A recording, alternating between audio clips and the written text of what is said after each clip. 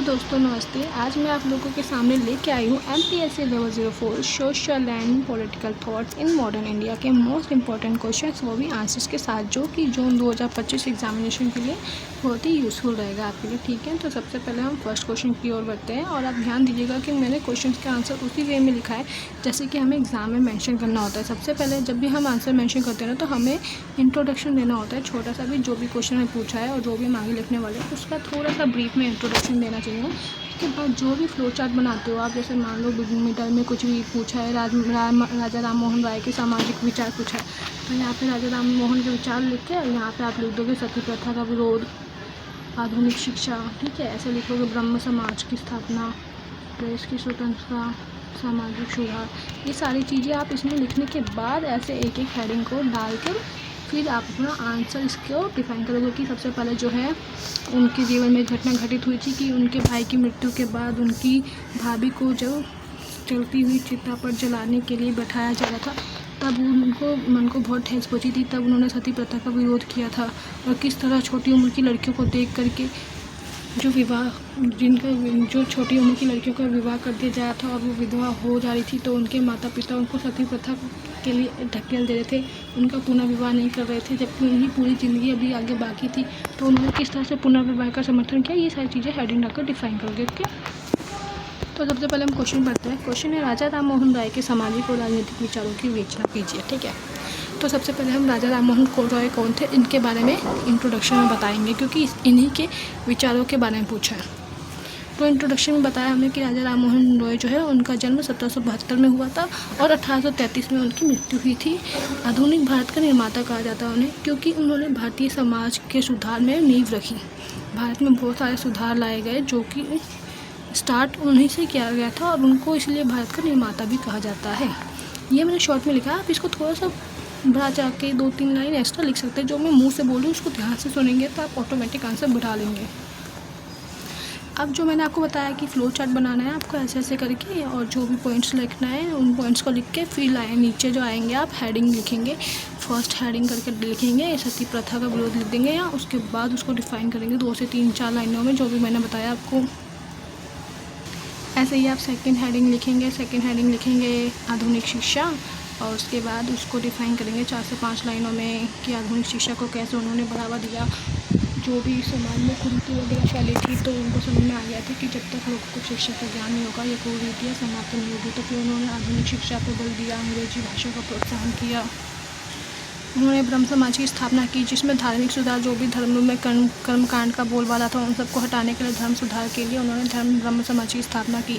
Press की स्वतंत्रता और व्यक्ति स्वतंत्रता की आज़ादी की वकालत की। सामाजिक सुधार को एक राजनीतिक चेतना से जोड़ा, लोगों में ये बात फैलाए कि सुधार इम्पोर्टेंट है और हमें जागरूक रहना चाहिए, है ना। ये सारे बता दिया मैंने। उसके बाद हमारे जो संदर्भ है ना विचार के, वो बताएंगे कि जो जैसे इनसे मिलते जुलते जो है ना, पश्चिमी विचारक है जॉन लॉक और रूसो, वो ये ना उनसे बहुत प्रभावित हुए थे, क्योंकि जॉन लॉक और रूसो भी ना लोगों के नेचुरल राइट्स की बात करते हैं कि कैसे उनको जॉन लॉक ने बताया था कि मनुष्य को प्रॉपर्टी और लिबर्टी और एक और था, ये तीनों राइट बाय बर्थ है, बाय नेचुरल है, तो इसको कोई नहीं छीन सकता। तो उनसे ही इन्होंने ये चीज़ें सीखी और फिर भारतीय संस्कृति में चीज़ों की सुधार करी। ठीक है, उसके बाद जो हम लास्ट में निष्कर्ष बताएंगे कि जो राजा राम मोहन रॉय थे, उनको नवजागरण का अग्रदूत कहा जाता है, है ना। उन्हें आधुनिकता, तर्क और सामाजिक समरसता की नींव रखी, समाज में बहुत सारे सामाजिक सुधार लाए, ऐसे ऐसे करके बताना है। ठीक है, नेक्स्ट क्वेश्चन जो है वो स्वामी विवेकानंद के बारे में पूछा है कि जो स्वामी विवेकानंद थे उनके राजनीतिक विचारों के बारे प्रमुख विशेषताएं बताएंगे। तो सबसे पहले हम इंट्रोडक्शन देंगे। इंट्रोडक्शन में तो ये बताएंगे कि स्वामी विवेकानंद कौन थे। तो स्वामी विवेकानंद, जिनका जन्म 1863 में हुआ था, वो रामकृष्ण परंपरा के प्रमुख प्रचारक थे और आध्यात्मिक राष्ट्रवाद के प्रवर्तक थे।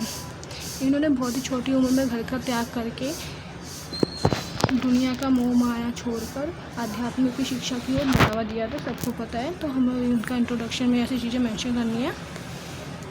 फिर हम बताएंगे कि उन्होंने क्या, उनकी जो भी जो भी उनका विचार थे, उनकी मुख्य विशेषता क्या थी, हम वो बताएंगे। कि पहली बात तो ये था कि वो धर्म आधारित राष्ट्रवाद थे, मतलब वो धर्म को राष्ट्रवाद से जोड़ कर देखते थे, है ना।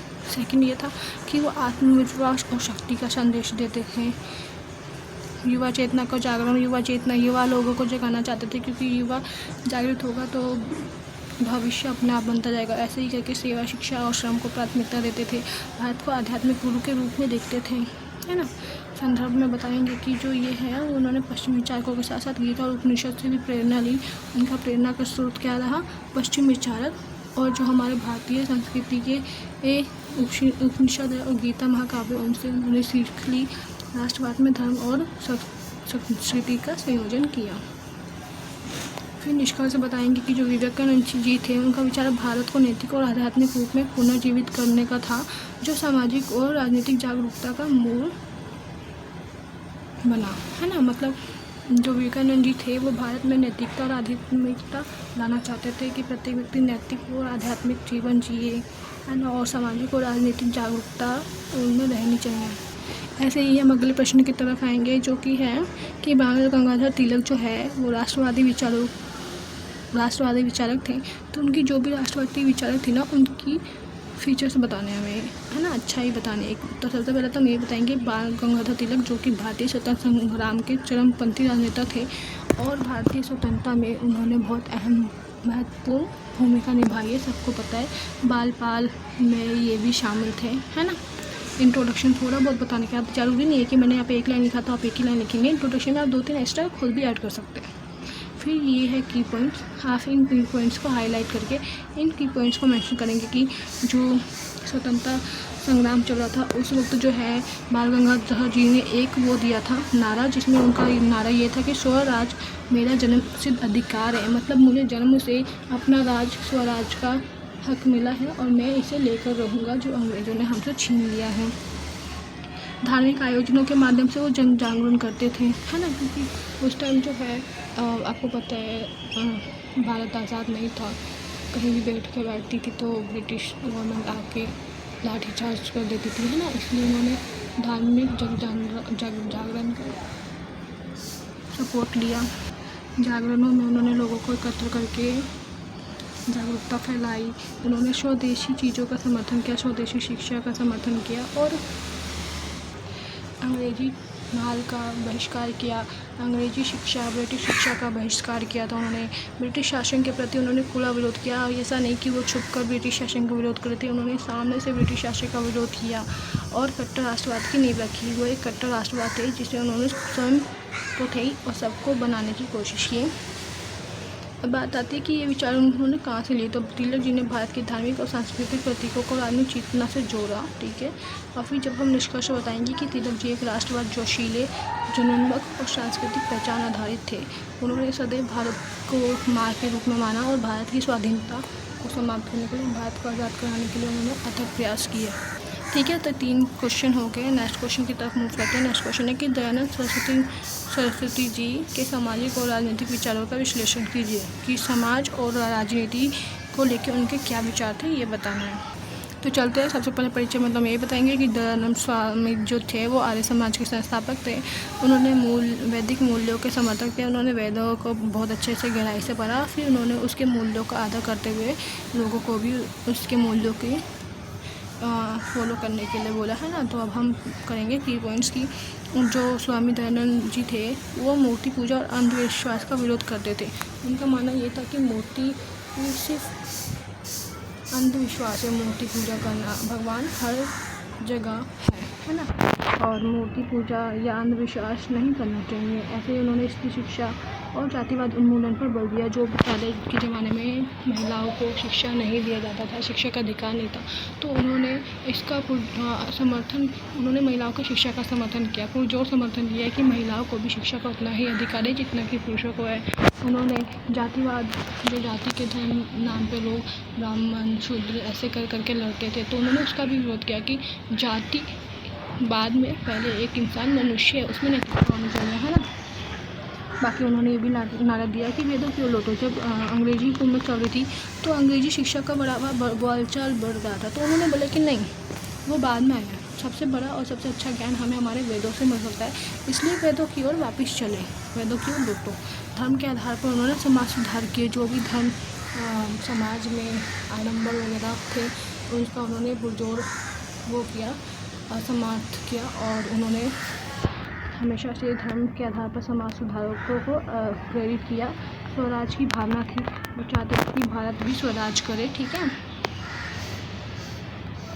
दयानंद स्वामी जी जो है वो वैदिक पुनर्जागरण भारतीय समाज में क्रांतिकारी परिवर्तन लाने वाले पुरुष थे, ठीक है। और उन्होंने स्वदेशी धर्म और संस्कृति की रक्षा, और उनका दृष्टिकोण नव जागरणकारी था, मतलब वो लोगों को जगाना चाहते थे, है ना। संस्कृति और धर्म की रक्षा भी करनी चाहिए, ये भी उन्होंने ही हमें सीख दी थी। बुक का नाम ही है कि social and political thoughts in modern India, मतलब जो भी मॉडर्न इंडिया में पॉलिटिकल थॉट्स है ना, तो वो पूछने हैं। मॉडर्न इंडिया के थॉट है ही सारे, ठीक है। जो नेक्स्ट क्वेश्चन है उसकी तरफ हम बढ़ते हैं। नेक्स्ट क्वेश्चन ये है कि महात्मा फुले के जी कौन थे, मतलब उन्होंने जो सामाजिक सुधार किए थे उनके बारे में भी बताना है। तो महात्मा फुले जी को कौन नहीं जानता। ज्योतिबा राय फुले, जिनका जन्म 1827 में हुआ था, वो दलितों और स्त्रियों और शूद्रों के सामाजिक उत्थान के अग्रदूत थे। जो महात्मा फुले जी थे, जो 1827 में जन्मे थे, वो दलित, जो गरीब लोग हैं, कुचले लोग हैं, शूद्र है, जो 4 वर्ण होता था ना, ब्राह्मण, क्षत्रिय, शूद्र, वैश्य, तो शूद्रों के सामाजिक शूद्रों को लोग बहुत ही हीन भावना से देखते थे, उनको समाज में आगे बढ़ाना चाहते थे। स्त्रियों की शिक्षा को बढ़ावा देना चाहते थे, दलितों का आगे बढ़ाना चाहते थे, तो उनके अग्रदूत थे। उत्थान मतलब उनको ऊंचा करना, समाज में जगह दिलाना, उसके अग्रदूत थे, ठीक है। अब जो है की पॉइंट्स हाईलाइट्स वो लिखेंगे हम, ठीक है। आगे बढ़ते हैं कि इन्होंने क्या क्या काम किए। उन्होंने सामाजिक सुधार जो किए, उनके क्या क्या विचार थे। तो उन्होंने सबसे पहले जातिवाद का विरोध किया, क्योंकि अब देखो वो दलित और शूद्रों के समाज में उत्थान चाहती थी, तो नॉर्मल सी बात है कि वो जातिवाद का विरोध करती है। वह खुद एक ब्राह्मण परिवार से थी, पर फिर भी वो दलितों और शूद्रों की उतनी ही इज्जत करती थी जितना कि एक ब्राह्मण की जाती है।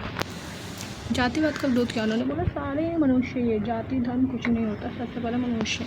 उन्होंने विधवा पुनर्विवाह और स्त्री शिक्षा का समर्थन किया। उस समय के समय जो है महिलाओं या लड़कियों का कम आयु में विवाह कर दिया जाता था, और कम उम्र में विवाह होने के कारण जब वे गर्भवती होती थी और जब वे बच्चा जनती थी, पैदा करती थी, तो उस वक्त उनकी कई बार मृत्यु हो जाती थी, या फिर किसी कारण से उनके पति मर गए तो वो विधवा हो जाती थी। तो छोटी 12-13 साल की उम्र में वो विधवा हो जाती थी, और फिर उनका दोबारा विवाह नहीं किया जाता था। उनको पूरा जीवन एक विधवा की तरह व्यतीत करना पड़ता था, जिसका फुले नीचे ने पुरजोर विरोध किया। उन्होंने बोला कि अभी उनकी उम्र बहुत छोटी है, उनको उनकी ज़िंदगी उनके हिसाब से जीने देना चाहिए, उन्हें पुनर्विवाह, दोबारा विवाह करने का हक होना चाहिए, क्योंकि अगर वह विधवा बनी है तो ये उनकी नियति नहीं है, नियति इंसान खुद बनाता है। उन्होंने सत्यशोधक समाज की स्थापना करी। उन्होंने ब्राह्मणवादी वर्चस्व पर प्रहार किया, कि जो ब्राह्मण लोग थे समाज में, जो स्वयं को सर्वोच्च मानते थे, उन पे उन्होंने प्रहार किया, है ना। उन्होंने कृषि और श्रमिक हितों की चिंता की, जो कृषि गरीब लोग थे उन लोगों की चिंता की। जो फुले जी थे ना, उन्होंने अम्बेडकर के विचारों की भूमि फॉलो किया था। जो अम्बेडकर जी थे वो भी तो दलितों और अनुसूचित जातियों का उत्थान चाहते थे, तो उन्होंने उनके विचारों को भी बहुत आगे बढ़ावा दिया। जो निष्कर्ष है वो बताएंगे कि फुले जी का आंदोलन सामाजिक और न्याय के लिए क्रांतिकारी था, जिसने दलित चेतना को जगाया, है ना। उन्होंने वह खुद एक ब्राह्मण थे, परंतु फिर भी उन्होंने स्त्री शिक्षा, दलित और शूद्रों के उत्थान के लिए समाज में बहुत कुछ किया, जिसका लोगों ने बहुत ज़्यादा वो भी किया विरोध, ठीक है। नेक्स्ट क्वेश्चन जो है वो देखते हैं। नेक्स्ट क्वेश्चन है कि डॉक्टर भीमराव अम्बेडकर के सामाजिक न्याय सिद्धांत की विवेचना कीजिए। अब डॉक्टर भीमराव अम्बेडकर जी को कौन नहीं जानता, सब जानते हैं, ठीक है। अभी हम छठे प्रश्न पर पहुँचे हैं, और ऐसे करके हमारे पास कुल 11 प्रश्न है, ठीक है। वीडियो ज़्यादा लंबी हो जाएगी, सॉरी। आई थिंक मैं चलो थोड़ा शॉर्ट में करती हूँ। जो डॉक्टर भीमराव अम्बेडकर है, उनके बारे में पूछा है कि वो संविधान के निर्माता थे और दलित लोगों के पुरोधा थे, मतलब दलित लोगों के हक में लड़ते थे। उन्होंने क्या किया, उन्होंने जाति प्रथा का उन्मूलन किया। वो जो भी दलित थे, शूद्र थे, वैश्य थे, उनको जो भी कठिनाइयाँ झेलनी पड़ी इस ब्राह्मण वाले समाज में, उन्होंने उसका विरोध किया। उन्होंने संविधान का निर्माण किया जिसके जरिए जो भी समाज में शूद्र और वंचित समुदाय है उनके अधिकारों का हनन ना हो। उन्होंने उनके लिए भी समानता और स्वतंत्रता की मांग की और उन्होंने बंधुत्व भाईचारा को बढ़ावा दिया। उन्होंने शिक्षा और आरक्षण का समर्थन किया कि जो भी समाज में दलित और वंचित लोग हैं उनको शिक्षा में आगे नहीं दिया जाता क्योंकि वे दलित होते हैं। इसलिए उन्होंने उस दलित समाज के लिए शिक्षा में आरक्षण का भी समर्थन किया और उन्होंने संविधान जब बनाया तो उन्होंने आरक्षण की नीति भी उसमें लागू की। उन्होंने बौद्ध धर्म की दीक्षा ली क्योंकि वे स्वयं एक सनातनी थे, लेकिन सनातन धर्म में रहते हुए वे एक दलित वर्ग से आते थे, अम्बेडकर जी। और जब वो विद्यालय गए और उन्होंने जब कार्य किया तो वो अपने दलित होने के कारण उनको बहुत कुछ अपनी लाइफ में फेस करना पड़ा और इस बात से वह बहुत दुखी हुए थे। इसलिए उन्होंने बौद्ध धर्म बाद में अपना लिया था। तो बौद्ध धर्म की दीक्षा भी ली उन्होंने। संवैधानिक अधिकारों की मांग की कि सबको संविधान का अधिकार मिलना चाहिए जिसको कोई छीन ना सके। विचार संदर्भ मतलब ये होता है कि जो भी उन्होंने ये सारी ज्ञान ली वो किससे लिया, किससे प्रेरित होकर किया। तो वो J.S. मिल, बुद्ध और मार्क्स के विचारों से प्रभावित थे, ठीक है। तो उनके विचारों से प्रभावित होकर उन्होंने समाज कल्याण के लिए ये सारे कदम उठाए। निष्कर्ष में बता सकते हैं कि अम्बेडकर जी ने लोकतंत्र को सामाजिक न्याय की गारंटी के रूप में देखा और वंचितों को अधिकार दिलवाए। उन्होंने वंचितों और दलितों के अधिकार के लिए युद्ध किया और अपने आखिरी सांस तक भी उनके लिए लड़ते हुए। और ये अच्छी चीज़ है, हम सभी एक मनुष्य हैं। ये धर्म जाति के आधार पर हमें नहीं लड़ना चाहिए क्योंकि धर्म जाति बाद में आती है। हम एक मनुष्य और मनुष्य में नैतिकता और मानवता होनी, इंसानियत होनी अनिवार्य है। So next move to the next question. Next question है कि गांधी जी के सत्य और अहिंसा के सिद्धांतों की व्याख्या कीजिए। तो क्या है परिचय में बताएंगे कि गांधी जी चिंतन भारतीय राजनीति को नैतिक सुधार देने वाले थे। गांधी जी का जन्म पोरबंदर में हुआ था। वो एक ऐसे राजनीतिक सुधारक थे जिन्होंने भारत को स्वतंत्रता दिलाने में अपनी एक बहुत महत्वपूर्ण भूमिका निभाई। उनका सबसे बड़ा हथियार अहिंसा था, जिसके बलबूते पर उन्होंने बहुत सारे आंदोलन किए और अंग्रेजी हुकूमत, ब्रिटिश सरकार की नींव को हिला डाला।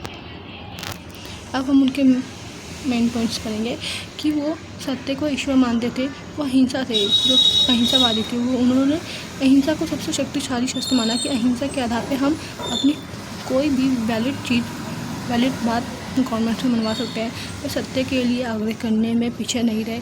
स्वदेशी मालों का, स्वदेशी चीज़ों का समर्थन किया। उन्होंने ब्रह्मचर्य का पालन करने के लिए लोगों को बोला। सर्वोदय कल्याण की समाज की कल्पना रखते थे वे, मतलब सबका उदय, सर्वोदय मतलब सबका उदय हो, ऐसी कल्पना थी उनकी, ऐसी सोच थी। राजनीति में नैतिकता की आवश्यकता है, मतलब राजनीति में लोग अपने प्रॉफिट के लिए आते हैं, बट वो चाहते हैं कि राजनीति में लोग नैतिकता रखें, मतलब मॉरलिटी हो लोगों में कि नहीं, हमें गलत कार्य नहीं करना, हमें पैसे नहीं कमाने, हमें जनता की भलाई करनी है ना।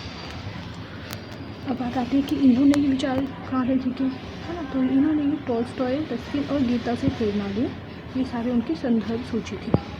संदर्भ मतलब होता है कि जो भी आपने चीज़ें ली है वो कहाँ से ली है, क्या सोर्स है आपकी नॉलेज का। तो निष्कर्ष तो यही कि गांधी जी राजनीतिक, नैतिक दर्शन, आत्मबल और मानवतावादी मूल्यों पर आधारित एक ऐसे व्यक्ति थे जिन्होंने सदैव भारत का अच्छा चाहा है। हालांकि गांधी जी को लेकर प्रेजेंट सबके विचार अलग है।